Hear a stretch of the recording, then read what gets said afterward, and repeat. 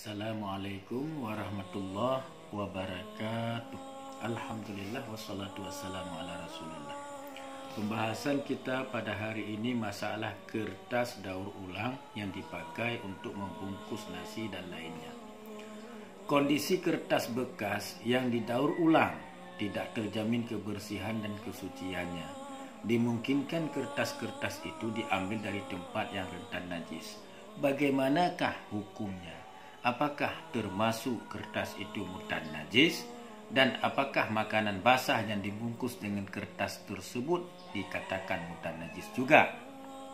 Jawabannya adalah kertas hasil daur ulang tersebut dihukumi suci karena najis yang terdapat pada kertas-kertas tersebut itu tidak nyata. Apabila sudah nampak kelihatan najisnya, baru dihukumi najis. Tetapi selama tidak nampak najisnya, tetap dihukumi suci, kembali kepada hukum asalnya yaitu suci. Dalilnya adalah kitab Hasyiah Syarwani juzuk 2. Wassalam. Assalamualaikum warahmatullahi wabarakatuh.